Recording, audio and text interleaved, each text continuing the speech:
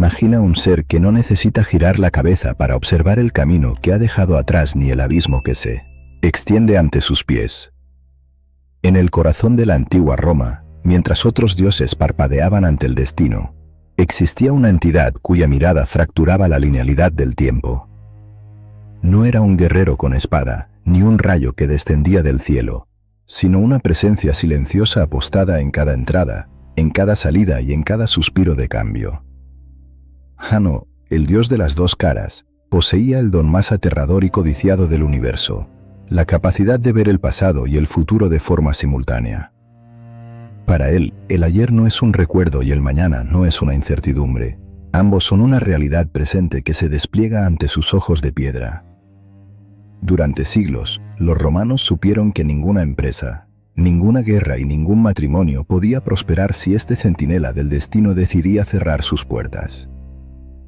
Pero, ¿qué vio realmente Jano en el horizonte de la ciudad eterna que hizo que incluso los emperadores temblaran ante su sombra? Antes de descubrir cómo esta deidad única moldeó el ascenso y la caída de una de las civilizaciones más poderosas de la historia, cuéntanos en los comentarios desde qué país nos estás viendo. Y si te apasionan los misterios de la mitología y los documentales históricos que exploran los rincones más profundos del pasado, suscríbete al canal ahora mismo. Tu apoyo nos permite seguir desenterrando las crónicas de los dioses que el tiempo intentó olvidar. Para comprender el peso de una mirada que abarca la eternidad, primero debemos cruzar el umbral y viajar a una época donde los límites entre lo divino y lo humano eran tan delgados como el filo de una daga. Roma no era solo una ciudad de mármol y legiones, era un organismo vivo que respiraba a través de sus rituales, y en el centro de ese aliento estaba Jano. No era un dios importado de las tierras griegas, ni una copia de un mito extranjero. Jano era el principio de todas las cosas, el portero del cosmos y el único capaz de abrir las puertas del cielo para que las plegarias de los mortales llegaran a los demás dioses. Entender a Jano es entender el concepto mismo de la transición, ese espacio invisible entre lo que fuimos y lo que estamos a punto de ser. En el panteón romano, la jerarquía solía ser clara, con Júpiter como el soberano absoluto del rayo y el orden. Sin embargo, en el orden de los sacrificios y en las invocaciones rituales, había un nombre que siempre debía pronunciarse primero. Antes de que el incienso se elevara para el padre de los dioses, antes de que Marte fuera invocado para la batalla o que Juno fuera consultada por la familia, los labios de los sacerdotes debían pronunciar el nombre de Jano. Esta primacía no era un gesto de cortesía, sino una necesidad metafísica. Si Jano no abría el camino, el universo permanecía bloqueado. Él era el Janus Pater, el padre de los inicios, el custodio de las llaves que permitían que el flujo del tiempo y de la voluntad divina se pusiera en marcha. Sin su permiso, el sol no saldría, las estaciones no cambiarían y el destino de Roma quedaría estancado en un presente eterno y estéril. La representación visual de Jano es, quizás, una de las imágenes más inquietantes y poderosas de la antigüedad. Mientras que otras deidades eran esculpidas con la perfección atlética de los jóvenes o la sabiduría bárbara de los ancianos, Jano se manifestaba con dos rostros opuestos en un mismo cráneo. Un rostro mira hacia atrás, hacia los ancestros, las ruinas de las ciudades caídas y las lecciones aprendidas con sangre. El otro rostro mira hacia adelante, hacia las tierras no conquistadas, las traiciones que aún no se han cometido y los triunfos que están por nacer. Esta dualidad lo convertía en una figura liminal. Jano no pertenecía totalmente al mundo de los vivos ni al de los muertos, ni al día ni a la noche.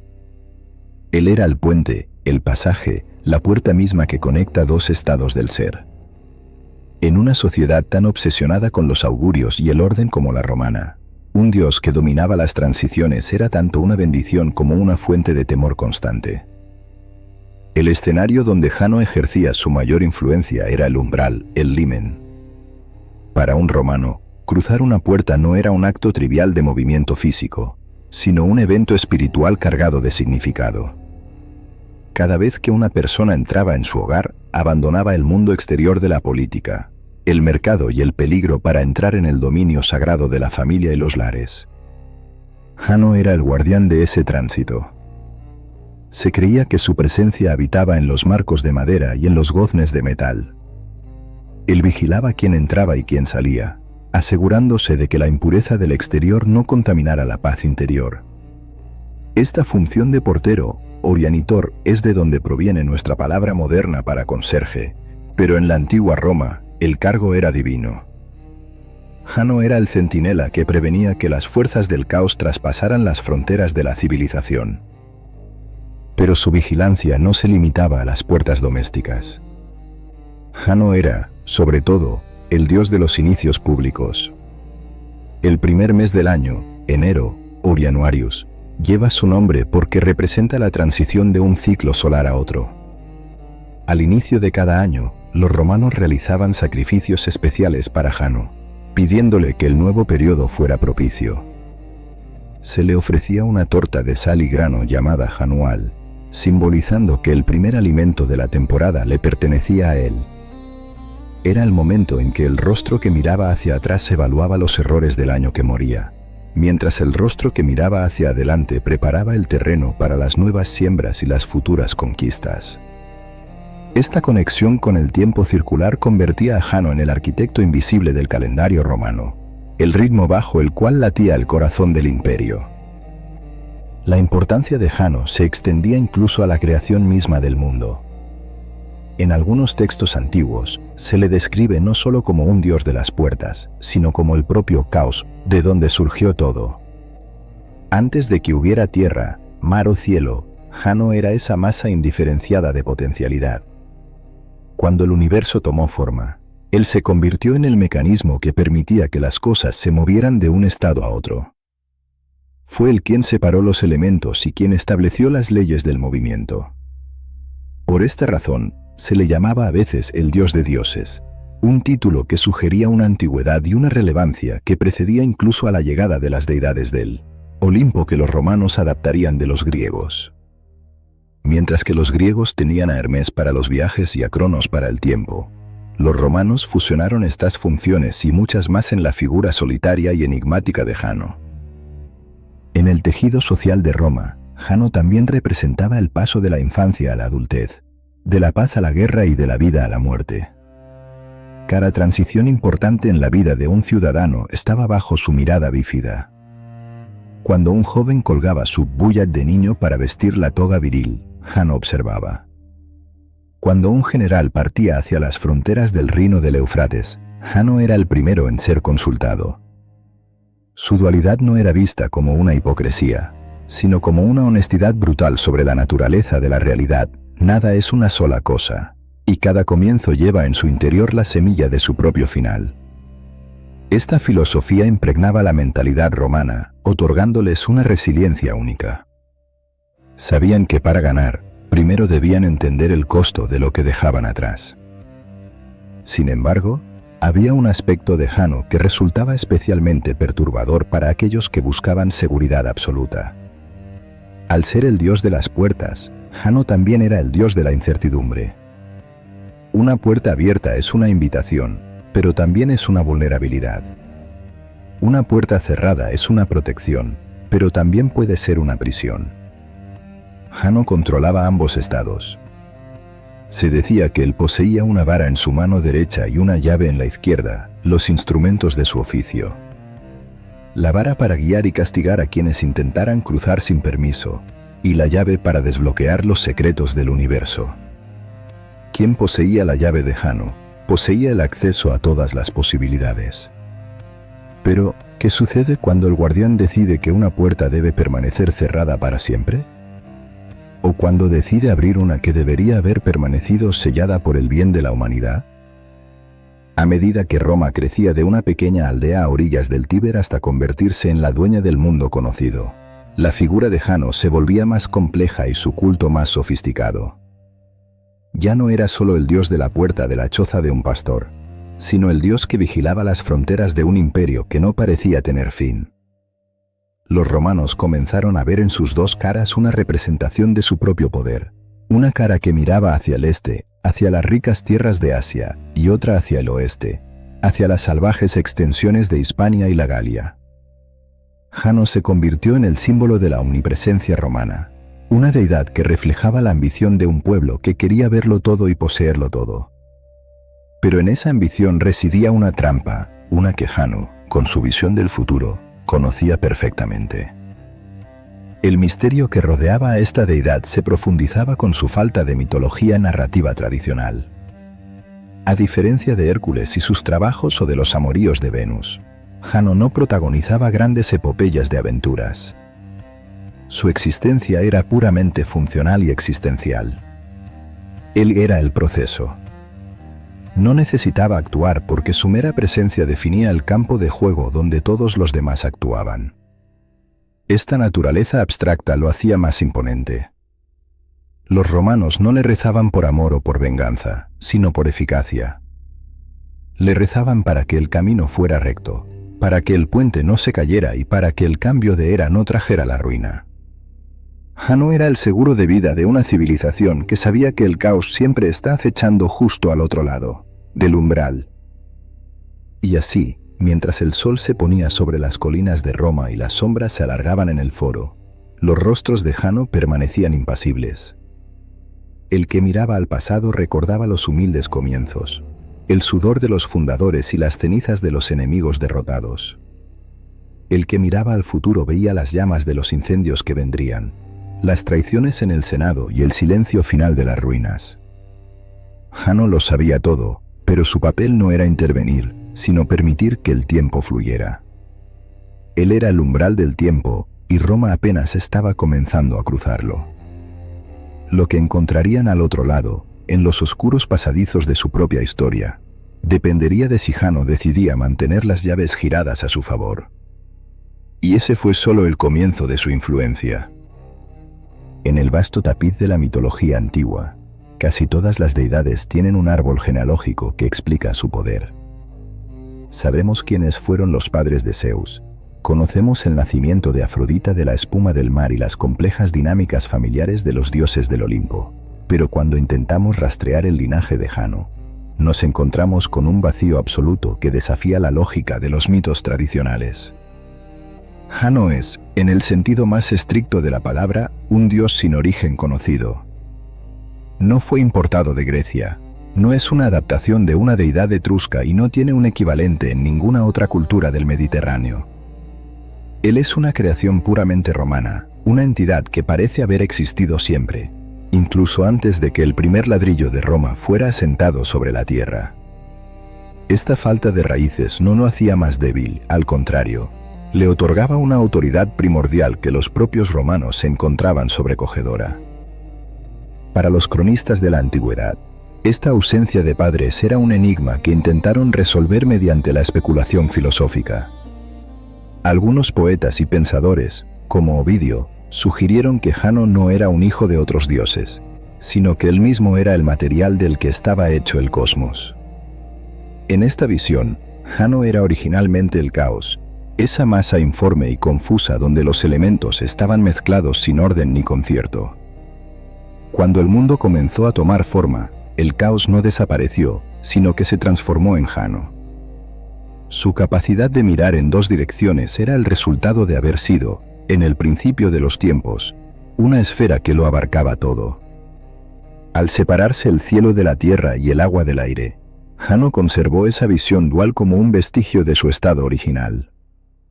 Él no nació del tiempo, él ayudó a que el tiempo comenzara a existir. Esta naturaleza solitaria lo situaba en una posición única dentro del panteón. Mientras que otros dioses estaban ocupados en banquetes, guerras y romances, Jano permanecía como una constante abstracta. Los romanos lo llamaban Divum Deus, el dios de los dioses, sugiriendo que su existencia precedía a la jerarquía de Júpiter. Mientras que el resto de los inmortales estaban sujetos a las leyes del destino, Jano parecía ser el guardián de esas mismas leyes. No necesitaba una esposa ni una descendencia para validar su poder, porque su dominio era el espacio entre todas las cosas. Él era el aire que separa el fuego del agua y el momento exacto en que la noche se convierte en día. En un mundo donde todo tenía un principio y un fin, Jano era el único que habitaba en él durante. El hecho de que Jano no tuviera un equivalente griego es uno de los detalles más significativos de su historia. Casi todas las figuras religiosas romanas tienen un espejo en la cultura helénica. Marte es Ares, Venus es Afrodita y Minerva es Atenea. Pero Jano se mantiene solo, como un recordatorio de que Roma poseía una profundidad espiritual propia, oscura y técnica, que no dependía del arte o la poesía de Grecia. Esta romanidad pura lo convertía en el protector más auténtico de la ciudad. Mientras que otros dioses podían ser volubles o distraerse con asuntos de otros territorios, Jano estaba anclado al suelo de Italia, a los puentes sobre el Tíber y a las murallas de las 7 colinas. Él era el espíritu del orden romano, un orden que nació del caos y que necesitaba una vigilancia constante para no regresar a él. En los ritos más antiguos, se mencionaba que Jano había llegado a la península itálica desde un lugar desconocido, navegando por las aguas del tiempo. Se decía que ocupó una colina que más tarde llevaría su nombre, el Janículo. Desde esa altura, observaba el fluir del río y el movimiento de las tribus que luchaban por la supervivencia. Pero incluso estos relatos de su llegada se sentían más como metáforas que como hechos biográficos. La presencia de Jano no era la de un héroe que conquista, sino la de una ley de la naturaleza que se revela. No trajo el fuego ni la agricultura, trajo el concepto de la puerta, la idea de que para pasar de un estado de salvajismo a uno de civilización, se necesita un umbral sagrado y una regla que determine quién tiene derecho a cruzar.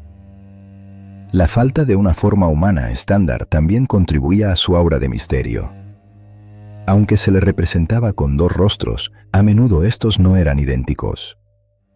En muchas esculturas antiguas, un rostro pertenece a un hombre joven, sin barba, que representa el potencial, la energía y el futuro que aún no se ha escrito. El otro rostro es el de un hombre anciano, con una barba espesa y ojos cansados, que simboliza la experiencia, la memoria y el peso inevitable del pasado. Jano es, por tanto, el dios de la madurez y de la decadencia simultáneamente. No es una deidad que prometa juventud eterna ni gloria infinita. Es el dios que te recuerda que cada paso que das hacia adelante es un paso que dejas atrás, y que el anciano que serás siempre está unido, por la espalda, al joven que alguna vez fuiste. Esta falta de origen narrativo también significaba que Jano no tenía debilidades humanas. No se le podía engañar con promesas, no se le podía seducir y no tenía enemigos personales entre los otros dioses. Su único enemigo, si es que se le puede llamar así, era el desorden. Si una puerta no encajaba en su marco, si un año no terminaba correctamente o si un sacrificio se realizaba fuera de su orden establecido, Jano se convertía en un obstáculo infranqueable.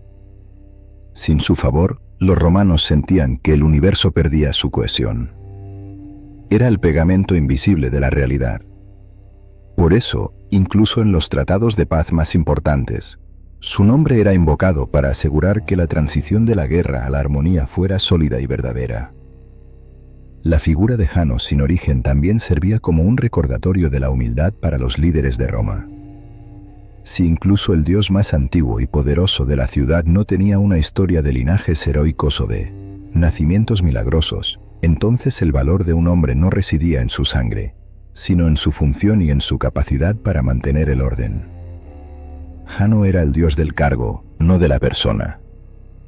Él recordaba a los cónsules y senadores que ellos eran solo guardianes temporales de las puertas de la República, y que después de ellos vendrían otros, bajo la misma mirada eterna que lo ha visto todo.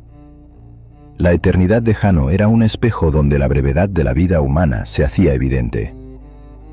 A medida que las leyendas evolucionaban, algunos intentaron darle a Jano una familia de manera retroactiva para hacerlo encajar en el modelo de los mitos clásicos. Se decía que se había casado con la ninfa Juturna o con la diosa Cardea, la deidad de los goznes de las puertas. Pero estas historias nunca lograron opacar su verdadera esencia como un ser primordial y solitario. Jano no necesitaba compañía porque él era el espacio donde la compañía se produce.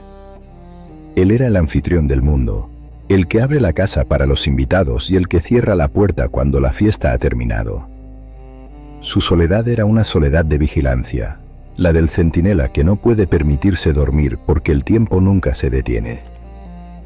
Entender a Jano como el dios sin origen Es aceptar que hay fuerzas en el universo que no necesitan explicación para ser reales.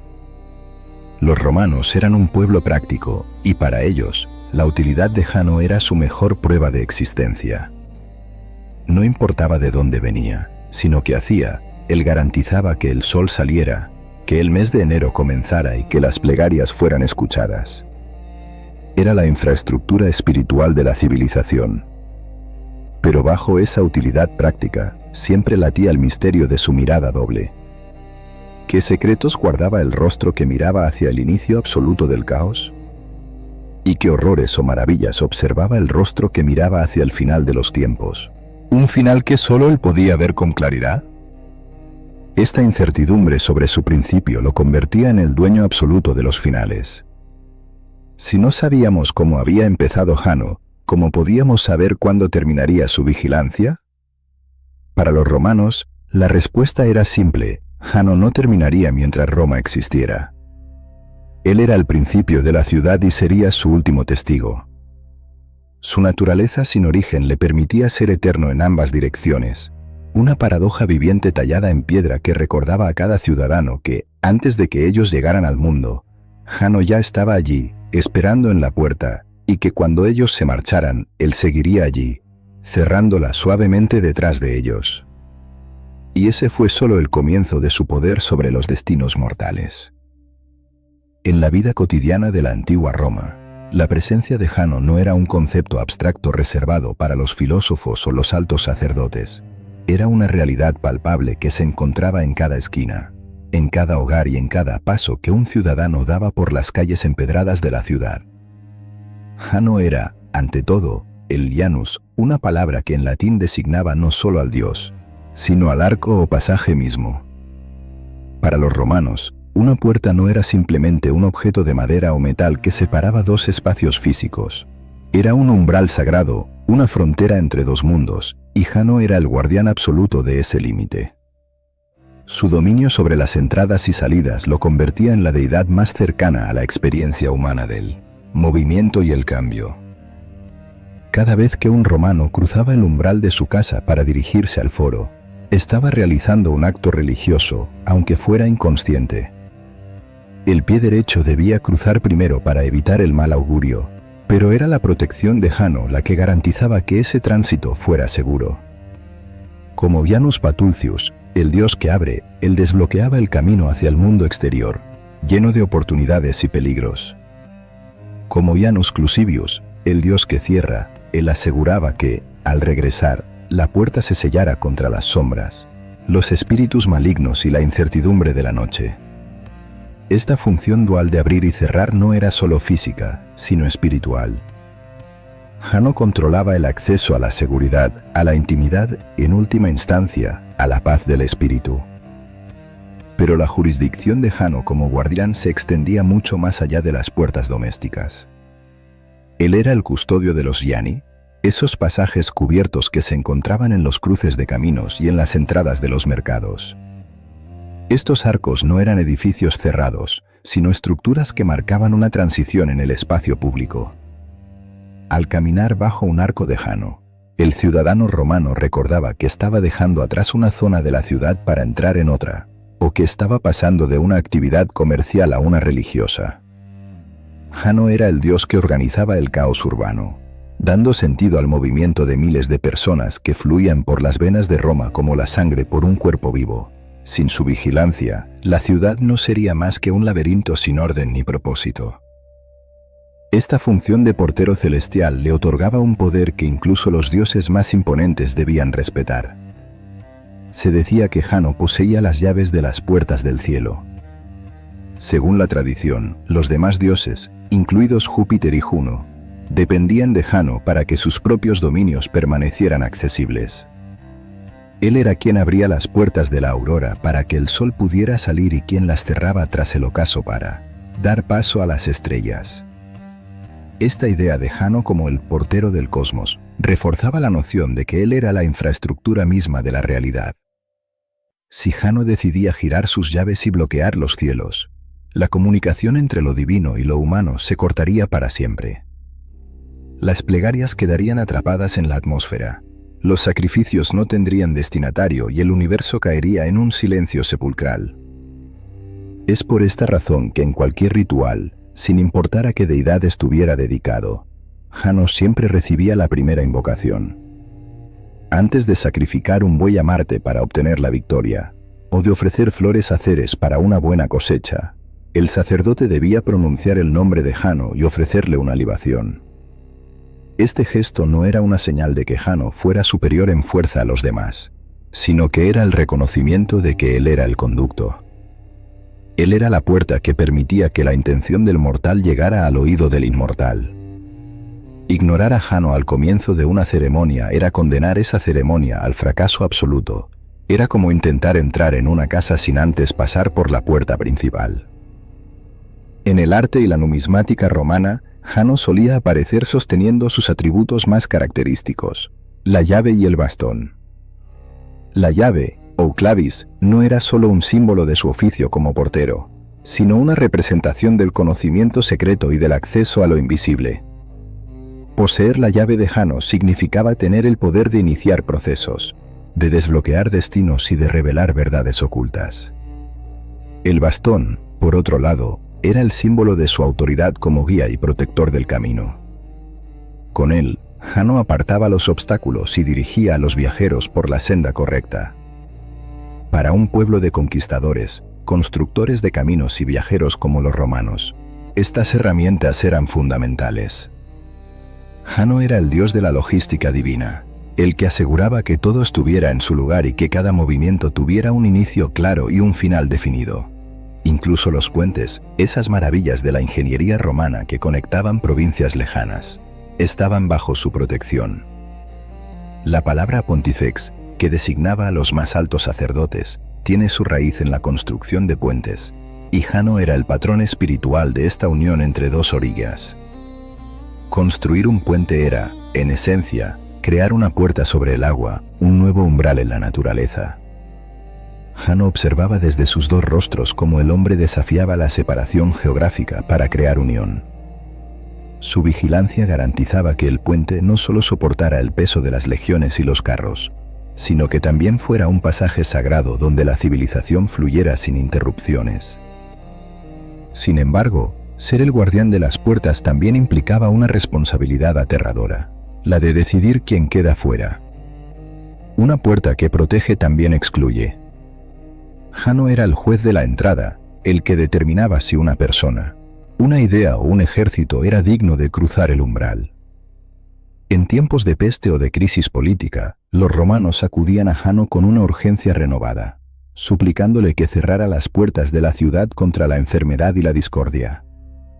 La figura de Jano se convertía entonces en un escudo, un muro místico que definía lo que era Roma y lo que era el mundo exterior bárbaro y caótico. Él era la línea divisoria entre la luz de la ley romana y las sombras de lo desconocido. La conexión de Jano con las puertas también tenía una dimensión psicológica profunda. Para el individuo, el umbral representa el momento de la decisión. Es el punto donde el pasado se detiene y el futuro comienza. Al estar bajo la mirada de Jano en ese momento crítico, el romano se veía obligado a reflexionar sobre su intención. ¿Entraba en el foro con honestidad o con engaño? ¿Salía a la guerra con valor o con miedo? Jano, al ver ambos lados simultáneamente, conocía la verdad del corazón humano mejor que cualquier otro dios. No se podía engañar al guardián que ve lo que dejas atrás y lo que llevas hacia adelante. Su vigilancia era un recordatorio constante de que cada acción tiene un origen y una consecuencia, y que ambas están unidas por el acto de cruzar la puerta. Con el tiempo, la imagen de Jano en las puertas de la ciudad se convirtió en un símbolo de la propia estabilidad del Estado. Mientras Jano estuviera en su puesto, Roma estaría segura. Sus templos no eran edificios cerrados con paredes gruesas, sino estructuras de paso, arcos que permitían el flujo de la vida mientras el dios observaba desde lo alto. Esta arquitectura reflejaba la creencia de que la divinidad no debía estar aislada del mundo, sino integrada en el movimiento constante de la sociedad. Jano era el dios que caminaba con los ciudadanos, el que estaba presente en el ruido de los carros y en el murmullo de las negociaciones. Él era el guardián del ritmo de la ciudad, el metrónomo de la historia romana. Pero había un lugar donde la función de Jano como guardián de las puertas alcanzaba un nivel de importancia casi apocalíptico. En el corazón del foro romano se alzaba una estructura sencilla pero cargada de un simbolismo estremecedor: el templo de Jano Geminus. No era un lugar para grandes sacrificios sangrientos o festivales exuberantes, sino un termómetro del estado del mundo. Sus puertas tenían el poder de comunicar a todo el imperio si Roma estaba en paz o si la sangre estaba siendo derramada en las fronteras.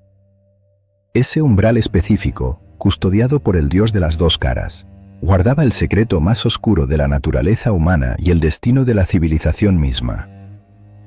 En el corazón del foro romano, entre el bullicio de los mercaderes y el eco de los debates senatoriales, se alzaba una estructura que no destacaba por su altura ni por su lujo, pero que poseía una autoridad capaz de paralizar a la nación entera: el templo de Jano Geminus.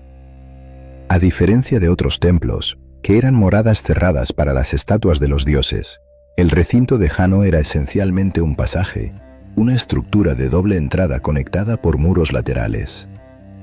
Sin embargo, lo que convertía a este lugar en el barómetro del mundo no era su arquitectura, sino el estado de sus puertas.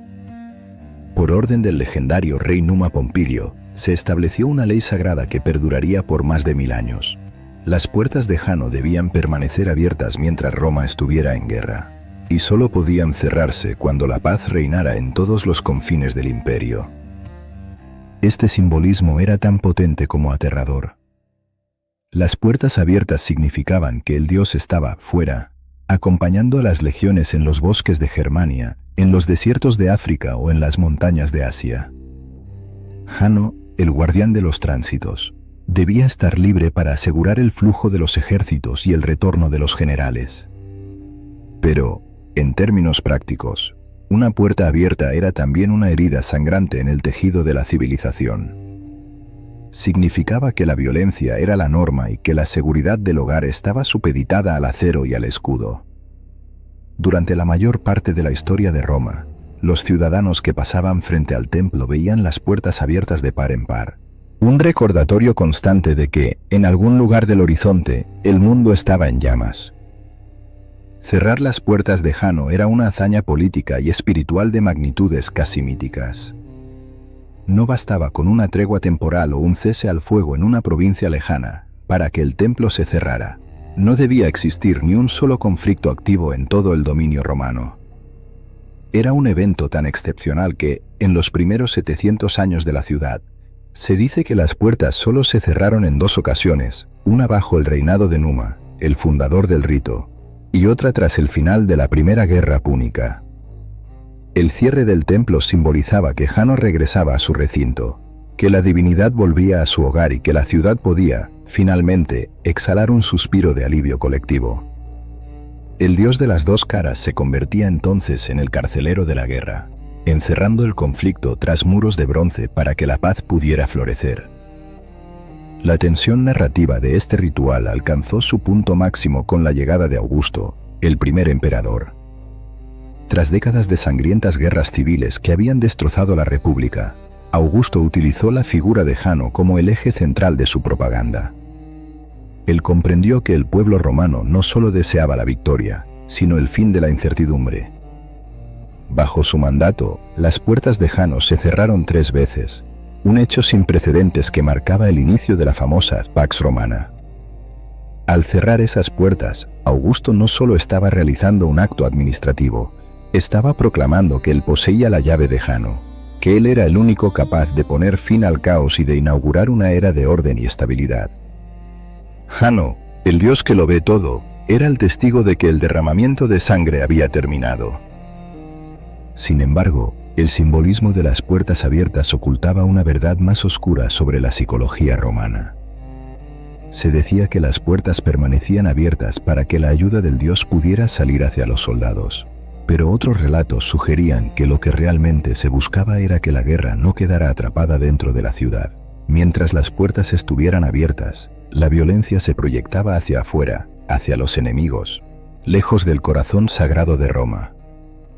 Cerrarlas era un acto de valentía metafísica, Era confiar en que la paz interna era lo suficientemente fuerte como para no necesitar la válvula de escape de la conquista externa. Hanno era el regulador de esta presión social y política, el termostato que decidía cuándo Roma era un refugio y cuándo era una máquina de guerra. La importancia de este templo era tal que incluso los generales más curtidos sentían un escalofrío al pasar cerca de él. El ritual de apertura y cierre no era un evento burocrático, sino una ceremonia cargada de una gravedad electrizante. El propio cónsul, revestido con sus galas oficiales, era el encargado de girar los pesados goznes.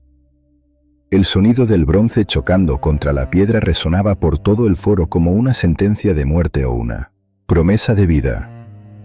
En ese momento, Hanno no era solo una estatua de dos caras, era la encarnación del destino nacional. Si las puertas se abrían, los jóvenes de Roma sabían que muchos de ellos no volverían a cruzar el umbral de sus propias casas. Hanno, con su rostro del pasado, recordaba las tumbas de los padres, mientras que con el del futuro, observaba las nuevas fosas que estaban por cavarse. Incluso en la literatura épica, como en la Eneida de Virgilio, se menciona este poder de Hanno. El poeta describe cómo, incluso cuando un líder desea la paz, a veces fuerzas externas o la propia furia de la guerra obligan a que las puertas de Hanno se abran por la fuerza. No es siempre una decisión humana, a veces. El peso de la historia es tan grande que el propio umbral cede ante la presión del conflicto. Esto reforzaba la idea de que Hanno era una fuerza de la naturaleza, una ley del equilibrio que el hombre intentaba manejar, pero que en última instancia obedecía a ritmos cósmicos que escapaban al control del Senado. La dualidad de Hanno en este contexto también reflejaba la hipocresía necesaria del imperio. Roma se enorgullecía de su amor por la paz y las leyes, pero su economía y su estatus dependían enteramente de la expansión militar. Hanno era el espejo de esta contradicción. Con una cara bendecía el orden civil y con la otra autorizaba la destrucción de las naciones extranjeras. Él era el dios de la paz, pero solo porque era, simultáneamente, el dios que conocía íntimamente el horror de la guerra. No podía existir una sin la otra en el mundo romano. La paz no era la ausencia de guerra, sino el resultado de haber agotado la capacidad de combatir, un estado transitorio que Hanno custodiaba con celo. A medida que el imperio envejecía, la frecuencia con la que las puertas se cerraban disminuía drásticamente. Las fronteras se volvieron demasiado extensas y los enemigos demasiado numerosos. El templo de Hanno permaneció con sus puertas abiertas durante siglos, convirtiéndose en un recordatorio silencioso de que Roma había quedado atrapada en un estado de conflicto perpetuo. El dios de las dos caras observaba desde su pasaje cómo la ciudad que una vez había buscado el orden se convertía en una entidad definida por la lucha. La visión de las puertas abiertas, que antes incitaba al valor, comenzó a generar un sentimiento de agotamiento. La transición hacia la paz parecía haberse perdido en el futuro que Hanno veía, pero que los mortales no lograban alcanzar. El templo de Hanno Geminus terminó siendo el símbolo máximo de la responsabilidad del poder. Recordaba a cada César que su gloria no se medía solo por los territorios ganados, sino por su capacidad de, algún día, tener el honor de cerrar esas puertas. Era un desafío constante a la ambición humana. Hanno, el señor de los finales, preguntaba silenciosamente a cada conquistador, ¿cuándo será suficiente? ¿Cuándo permitirás que el pasado descanse y que el futuro sea algo más que un campo de batalla? Mientras las puertas siguieran abiertas, la respuesta de Roma era siempre la misma, todavía no. Y bajo esa sombra de bronce, el destino de millones seguía fluyendo a través del umbral del dios que nunca parpadea. Pero para entender cómo un dios de los umbrales llegó a tener tal control sobre la política y la guerra, debemos mirar más allá de sus templos y sumergirnos en su historia más humana. Porque antes de ser una estatua en el foro, se decía que Hanno había caminado sobre la tierra como un rey, un soberano que transformó una tierra de salvajes en el germen de una civilización. Su transición de hombre a Dios revela el secreto de por qué Roma lo consideraba su verdadero padre fundador, incluso por encima de Rómulo. mucho antes de que los césares gobernaran sobre el mármol o que las legiones marcharan hacia los confines de la tierra. La mitología romana nos habla de un tiempo en el que Jano no era una estatua de dos caras en un templo, sino un monarca de carne y hueso que reinaba sobre las tierras salvajes de Italia. Esta faceta, conocida como el Jano histórico o el rey de Italia, es crucial para entender por qué los romanos lo sentían tan propio.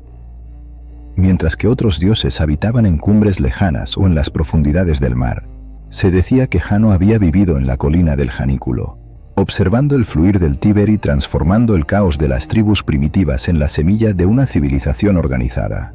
Él fue el gran mediador entre la barbarie y el orden, el hombre que enseñó a la humanidad el significado de la ley y el respeto por los límites.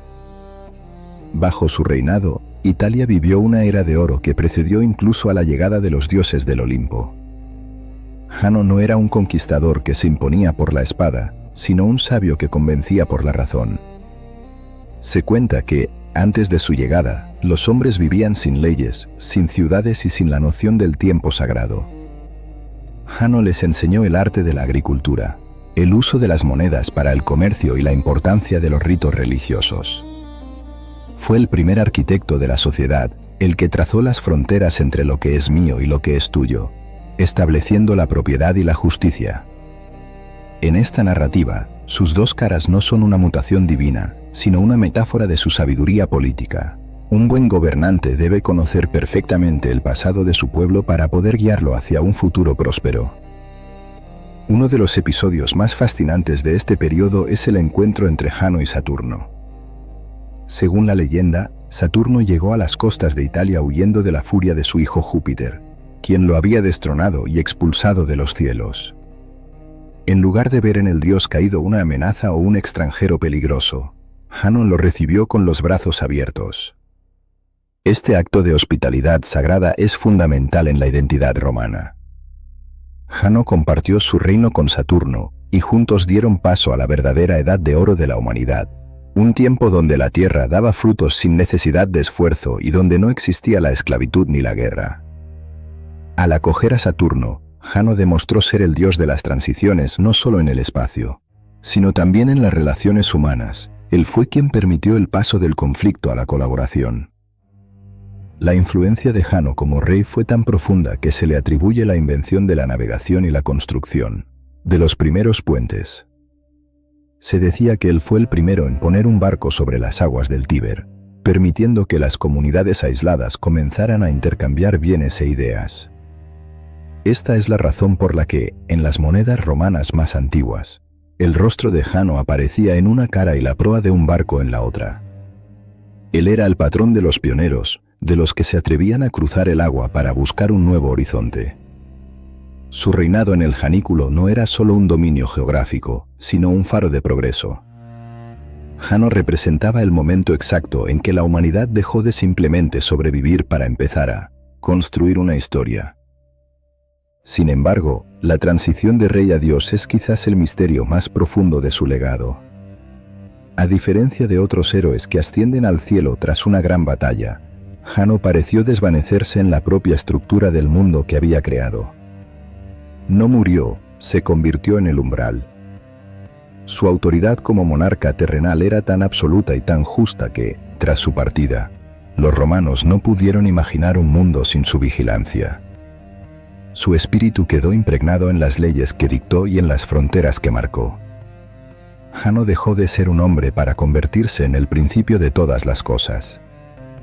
Aquel que había enseñado a los hombres a marcar el inicio de las siembras y el final de las cosechas terminó siendo el dueño de todos los inicios y todos los finales. El legado de su reinado terrenal también explica la naturaleza técnica del culto a Jano. Los romanos no lo veían como un dios emocional o caprichoso, sino como un dios administrador. Su herencia como rey de Italia le otorgaba un carácter práctico. Él se encargaba de que las cosas funcionaran, de que los contratos se cumplieran y de que los puentes no se cayeran. Era el dios de la ingeniería social. Cuando un magistrado romano asumía su cargo, juraba bajo la mirada de Jano, reconociendo que su autoridad emanaba de aquel primer rey que había traído el orden al Lacio. Jano era el recordatorio de que la civilización es una construcción frágil que requiere una vigilancia constante, de ambos lados de la puerta. Pero incluso como rey sabio, Jano cargaba con una melancolía que lo diferenciaba de los demás. Al poseer la visión de lo que vendría, Jano sabía que la edad de oro que estaba construyendo con Saturno no duraría para siempre. Sabía que los hombres eventualmente olvidarían sus enseñanzas, que las leyes se corromperían y que la guerra, esa bestia que él mantenía encerrada, volvería a caminar por las calles de Roma. Esta es la carga del dios que ve el futuro. Jano no podía disfrutar plenamente del presente porque ya estaba observando el colapso. Su reinado fue un paréntesis de luz en medio de la oscuridad de la historia, un modelo de lo que Roma aspiraba a ser, pero que rara vez lograba mantener. Al final de su tiempo en la tierra, se dice que Jano entregó las llaves de su reino a los hombres y se retiró a la invisibilidad del cosmos, dejando tras de sí un pueblo que lo llamaría padre con más fervor que a ningún otro. Roma, la ciudad que se convertiría en el imperio más grande de la historia, siempre miraría hacia atrás, hacia la colina del Janículo, buscando la aprobación del rey que les dio su identidad. Pero Jano ya no estaba allí para hablarles, estaba en la puerta, en el calendario y en el tic-tac invisible del tiempo que avanza sin detenerse. El rey se había convertido en el dueño de los ciclos, y su siguiente gran dominio sería el control absoluto sobre el ritmo de la vida, el calendario. Si Jano era el guardián de todas las puertas físicas, era lógico que también fuera el dueño de la puerta más grande e invisible de todas, la entrada al tiempo mismo. Para la mentalidad romana, el tiempo no era una línea infinita y abstracta, sino un ciclo de aperturas y cierres, de siembras y cosechas, de vida y muerte. En el centro de este engranaje cósmico se encontraba Jano, el Janus, el regulador de los ciclos. Su influencia era tan vasta que el propio calendario romano, el sistema que organizaba la vida religiosa, política y agrícola del imperio, estaba diseñado para rendirle homenaje en cada uno de sus giros. Jano no solo observaba el paso de las horas, él era el mecanismo que permitía que una era terminara para que la siguiente pudiera nacer. La manifestación más evidente de este poder es el mes de enero, que en latín se llamaba Januarius. Aunque originalmente el año romano comenzaba en marzo con el equinoccio de primavera y el despertar de Marte, la reforma del calendario atribuida al rey Numa Pompilio desplazó el inicio a enero, el mes de Jano. Este cambio fue una decisión teológica de una profundidad inmensa. Antes de que Roma pudiera entregarse a la guerra o a la expansión en marzo, debía pasar primero por el umbral de la reflexión y el rito.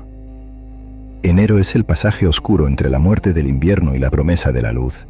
Es el momento en que el mundo está suspendido en el aire, y solo Jano tiene la autoridad para empujarlo hacia adelante.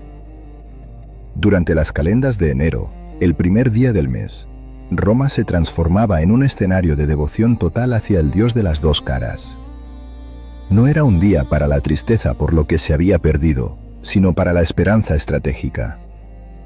Los ciudadanos intercambiaban dátiles, higos y miel, deseando que el año que comenzaba tuviera ese mismo sabor dulce. También se regalaban monedas con la efigie de Jano, simbolizando la prosperidad que se esperaba cruzar. Pero el acto más importante era el sacrificio de la Janual, una torta de harina y sal que se ofrecía al dios antes que a cualquier otro. Al comer y ofrecer a Jano en el primer día, los romanos estaban sellando un contrato con el tiempo. Le daban al dueño del umbral su parte para que él, a cambio, mantuviera los caminos del futuro abiertos y libres de obstáculos. Sin embargo, el dominio de Jano sobre el calendario no se limitaba al mes de enero. Él era invocado al comienzo de cada mes, en las llamadas calendas. Mientras que Júpiter dominaba los idus, el momento de plenitud de la luna, Jano dominaba el inicio, el momento en que todo es potencial. Esta vigilancia mensual aseguraba que el orden se mantuviera paso a paso, evitando que el caos reclamara el tiempo de los hombres. Jano era el metrónomo de la civilización, el que recordaba que la eternidad no se alcanza de un salto, sino cruzando una puerta tras otra, con paciencia y rito. Para un imperio que pretendía durar para siempre, tener a Jano como aliado del calendario era fundamental. Él era la garantía de que el ciclo no se rompería. En algunas representaciones artísticas relacionadas con el tiempo, los dedos de Jano se colocaban de tal manera que representaban el número 365, los días del año solar. Esto lo convertía en una deidad matemática y astronómica, el calculador del cosmos. Mientras otros dioses se dejaban llevar por las pasiones, Jano era frío y preciso. Él conocía el peso exacto de cada día y el valor de cada hora. Su mirada hacia atrás no era solo nostalgia, era contabilidad, sumaba las experiencias y las lecciones. Su mirada hacia adelante no era solo profecía, era planificación. En la administración de Jano, el tiempo era el recurso más valioso de Roma, y malgastarlo sin honrar al dios de los inicios era invitar a la ruina personal y nacional. Esta conexión con los ciclos también le otorgaba un papel crucial en la agricultura, el motor de la economía antigua. Jano presidía el momento en que la semilla se enterraba en el suelo, un acto que es, en sí mismo, un final y un comienzo. La semilla muere como tal para nacer como planta, y ese tránsito subterráneo y misterioso estaba bajo la custodia de la deidad de las dos caras. Los campesinos sabían que, si Jano no autorizaba la transición, la tierra permanecería estéril y el invierno no terminaría nunca. Por eso, incluso en los rincones más alejados del imperio, donde los grandes templos de mármol eran solo un rumor, el nombre de Jano se pronunciaba con respeto cada vez que un arado abría el primer surco de la temporada. Pero ser el dueño del calendario también implicaba ser el señor del envejecimiento y de la decadencia. El tiempo que Jano otorga es el mismo tiempo que Jano consume. Al ser representado a menudo con un rostro joven y uno anciano, el dios recordaba a los romanos que el año que nace con alegría en enero terminará inevitablemente con el frío de diciembre. Jano es el recordatorio de la entropía. Cada vez que giramos la página del calendario, estamos un paso más cerca de nuestra propia puerta final. Esta filosofía le daba al culto de Jano una gravedad que otras deidades más alegres no poseían. Él no te prometía que el tiempo se detendría para tu placer, te prometía que el tiempo sería ordenado, pero implacable. A medida que el cristianismo comenzó a expandirse por el imperio, la figura de Jano en el calendario supuso un desafío enorme. Era una deidad tan integrada en la estructura misma de la realidad romana que no podía ser borrada simplemente, con un decreto.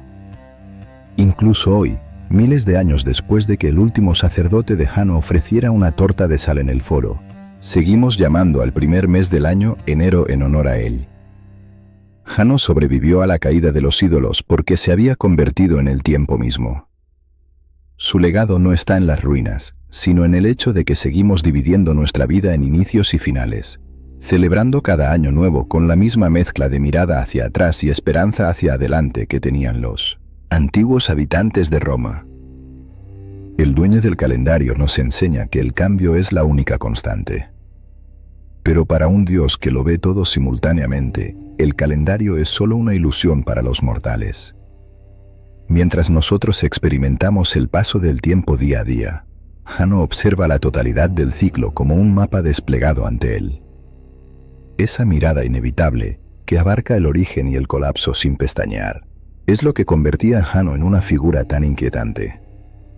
Porque una cosa es honrar al Dios que abre el año, y otra muy distinta es enfrentarse a la mirada de quien ya ha visto cómo termina tu historia antes de que hayas dado el primer paso fuera de la puerta. Existe una carga psicológica abrumadora en la figura de Jano que lo separa de cualquier otra deidad, la imposibilidad del secreto.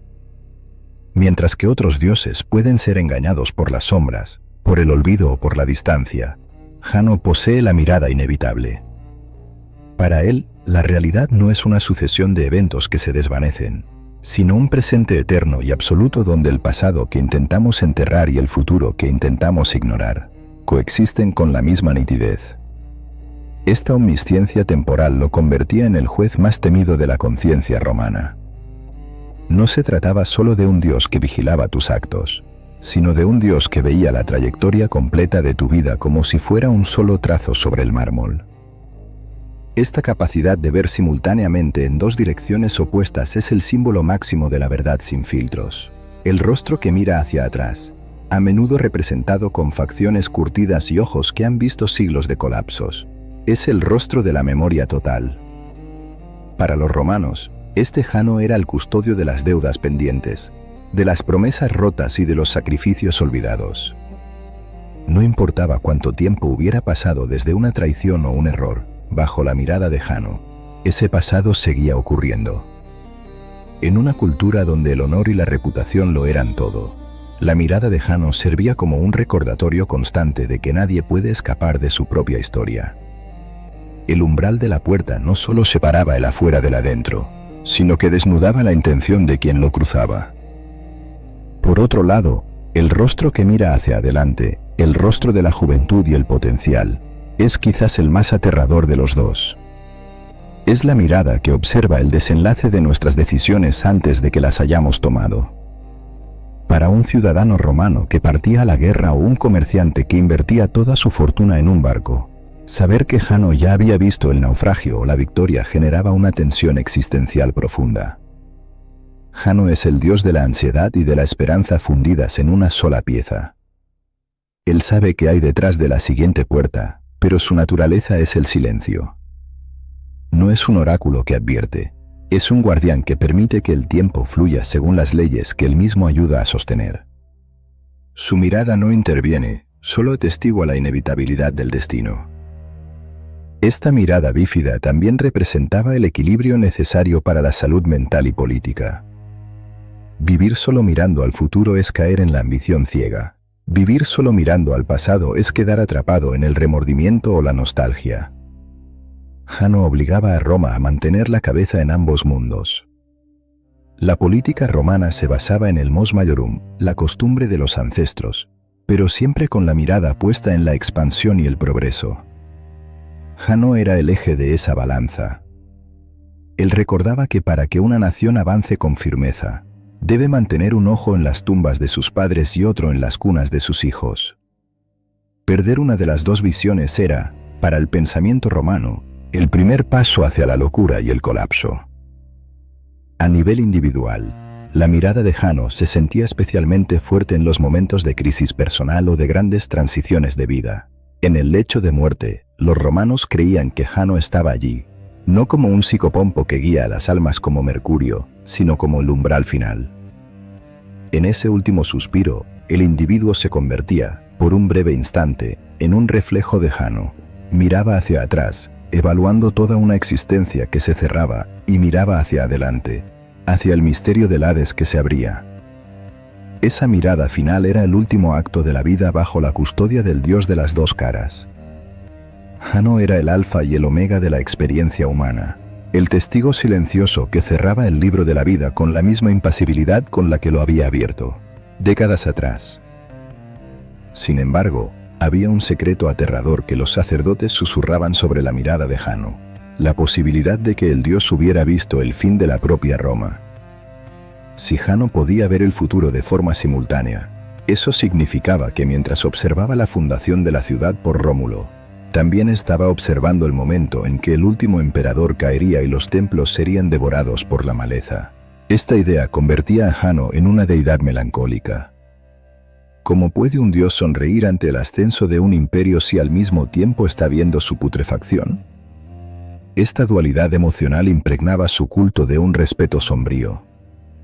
Los romanos no buscaban en Jano una amistad cálida, sino una alianza con la realidad. Reconocían en su mirada la dureza de la verdad, que todo lo que comienza tiene, por definición, un final que ya está escrito en alguna parte. Incluso los dioses del Olimpo, en su arrogancia, se sentían inquietos ante la mirada de Jano. Se decía que cuando Júpiter tomaba una decisión sobre el universo, Jano ya conocía las consecuencias de esa decisión 1000 años después. Esta visión superior lo situaba en una categoría de poder que rozaba lo absoluto. Él no necesitaba el rayo para imponerse, le bastaba con esperar en la puerta. Su victoria era la paciencia. La mirada de Jano es la mirada del tiempo, que no lucha contra nadie porque sabe que, al final, todos pasarán por sus manos. Es la mirada de la inevitabilidad, esa fuerza silenciosa que convierte las ciudades en polvo y a los hombres en leyendas. A medida que avanzamos hacia el bloque final, debemos preguntarnos qué queda de esta mirada en nuestro mundo moderno. Aunque ya nos sacrificamos en sus templos, la dualidad de Jano sigue definiendo nuestra relación con el cambio. Vivimos en una era de transiciones aceleradas, donde el pasado parece borrarse a cada segundo y el futuro nos asfixia con su incertidumbre. La mirada de Jano sigue ahí, recordándonos que no podemos cruzar el umbral sin aceptar que algo debe morir para que algo nuevo nazca. Pero, ¿cuál es el verdadero legado de este Dios que se negó a morir con su imperio? ¿Cómo sobrevive la sombra de las dos caras en la psicología del hombre contemporáneo y en las ruinas de la civilización que lo vio nacer? Cuando las antorchas de los ejércitos invasores iluminaron la noche de Roma y las antiguas puertas de la ciudad eterna finalmente cedieron ante el peso de los asedios, una era completa de la historia humana llegó a su inevitable final. Las legiones que alguna vez marcharon invencibles bajo el estandarte del águila ahora yacían dispersas, y los majestuosos templos de mármol que habían albergado los sacrificios de los césares comenzaron a desmoronarse, bajo el humo y la ceniza. En medio de este colapso apocalíptico, la figura de Jano permaneció impasible. El Dios que había observado el nacimiento de la humilde aldea a orillas del río Tíber ahora contemplaba su violenta desintegración. Para los mortales que huían aterrorizados por las calles empedradas, el fin de Roma parecía el fin del mundo entero. Pero para el guardián de las dos caras, este desastre monumental no era una sorpresa, ni siquiera una tragedia absoluta, era simplemente el cierre de una puerta inmensa y la apertura violenta de otra. La transición hacia la Edad Media había comenzado, y el Señor de los Umbrales presidía este paso con la misma frialdad con la que había presidido las antiguas victorias. El templo de Jano Geminus, aquel barómetro de la paz y la guerra que había dictado el latido del imperio durante más de 1000 años, fue despojado de su bronce y abandonado al silencio. Sus pesadas puertas, que tantas veces habían sido giradas por cónsules y emperadores en ceremonias de una gravedad electrizante, dejaron de importar. Ya no había un estado centralizado que pudiera declarar la paz universal, porque el universo romano se había fracturado en 1000 pedazos. La guerra ya no era una expedición que se enviaba al extranjero a través de un arco sagrado. La guerra ahora vivía dentro de las murallas, en cada camino y en cada cruce. Sin embargo, la destrucción física del templo no significó la muerte de la deidad. Mientras otras figuras del panteón clásico fueron reemplazadas o relegadas al olvido de los mitos antiguos, Jano poseía una naturaleza tan profundamente entrelazada con el tejido de la realidad que su erradicación resultó imposible. Él no residía únicamente en la piedra, sino en el paso del tiempo mismo. La nueva religión dominante que transformó las basílicas y reescribió las leyes del continente europeo intentó borrar los rastros de las deidades antiguas. Los fuegos sagrados fueron extinguidos y los antiguos ritos fueron prohibidos.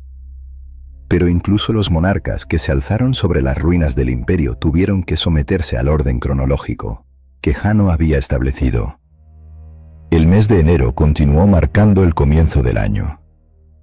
La palabra misma, en casi todas las lenguas occidentales, siguió llevando el eco del nombre del dios olvidado. Cada vez que una campana resonaba en la medianoche del 31 de diciembre, marcando el fin de un ciclo solar y el comienzo de uno nuevo, la humanidad entera continuaba realizando, sin saberlo, el antiguo homenaje a Jano. El dios había perdido sus sacerdotes y sus altares, pero había conquistado el calendario global, asegurando su inmortalidad de una forma que ningún emperador habría podido lograr. El verdadero legado de esta entidad de dos rostros no reside únicamente en la nomenclatura de los meses, sino en la arquitectura fundamental de la psicología humana. La mente requiere marcadores de transición para no perderse en el flujo infinito de la existencia. Cada individuo, al cruzar etapas cruciales a lo largo de su vida, invoca la energía del umbral. El paso de la infancia a la madurez, o el oscuro y silencioso viaje de la vida hacia la muerte, todos estos son arcos invisibles que la conciencia debe atravesar. En esos momentos de profundo cambio, el individuo experimenta la misma dualidad desgarradora que representaban las estatuas del dios. Un rostro mental mira hacia atrás, cargado de nostalgia por la etapa que se abandona, procesando los recuerdos y las pérdidas. El otro rostro mira hacia adelante, enfrentando el abismo de lo desconocido con una mezcla de ansiedad paralizante y esperanza. La condición humana es, en esencia, un estado de transición perpetua, una verdadera historia de ensueño donde el pasado y el futuro se entrelazan en la frágil línea del presente. La civilización contemporánea, a pesar de su avanzada tecnología y su aparente dominio sobre el mundo físico, sigue siendo esclava de este mismo principio. Las sociedades modernas construyen enormes infraestructuras, diseñan redes de comunicación globales y se lanzan a explorar el espacio exterior. Sin embargo, cada frontera que se cruza abre una puerta hacia un futuro incierto que trae consigo nuevas amenazas y maravillas. El ser humano moderno se encuentra parado en el umbral, exactamente igual que el antiguo soldado romano antes de cruzar las puertas del templo. La tecnología no ha eliminado la incertidumbre, simplemente ha construido puertas más grandes. La mirada implacable del Dios continúa evaluando cada inicio, recordando en silencio que cada civilización que se alza lleva dentro de sí la ineludible semilla de su propio final. Observar la figura de Jano es contemplar un espejo brutal de la realidad existencial. Él enseña que intentar aferrarse permanentemente al pasado es una batalla perdida contra la fuerza del universo, y que vivir obsesionado únicamente con el futuro es vaciar de significado el momento presente. El equilibrio perfecto consiste en reconocer el valor sagrado de la transición. Las murallas más gruesas terminan reducidas a polvo, los imperios más vastos se fragmentan, y los idiomas dominantes se convierten en ecos incomprensibles. Lo único que permanece constante, lo único que sobrevive a la corrosión de los siglos, es el acto mismo de cambiar. El umbral es eterno, incluso cuando el edificio que lo rodea ha desaparecido por completo.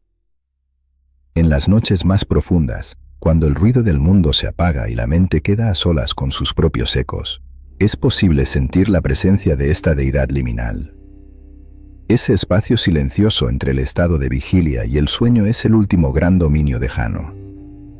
Él es el guardián de esos pasajes oscuros en la mente. Quienes estudian el pasado para desenterrar verdades ocultas miran a través del rostro anciano del Dios.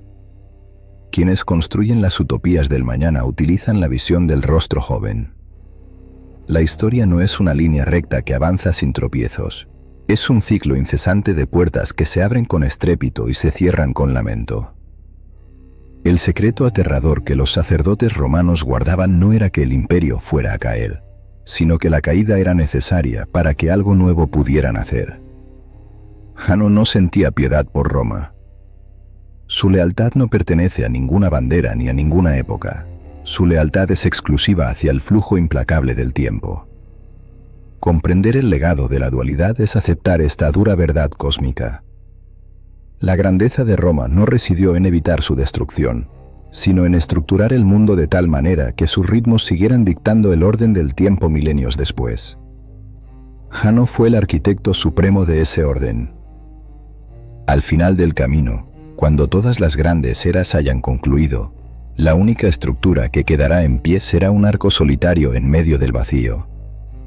Allí, envuelto en el silencio absoluto, el Dios de las dos caras seguirá vigilando.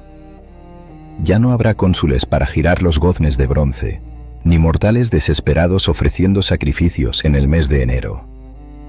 Pero el Señor de los inicios y los finales no abandonará su puesto. Con un rostro contemplará la historia de las civilizaciones que perecieron, y con el otro observará la quietud de la eternidad.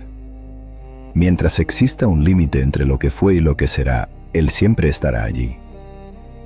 La próxima vez que una mano gire el picaporte de una puerta, o que el reloj marque el primer aliento de un año nuevo, será prudente recordar a la antigua deidad que observa desde las sombras. Jano continúa midiendo cada paso. El imperio de mármol hace mucho tiempo que se convirtió en cenizas, pero el imperio del tiempo jamás cederá su trono. La puerta sigue frente a la humanidad, esperando pacientemente. ¿Qué misterios aterradores o maravillas incomprensibles aguardan justo al otro lado?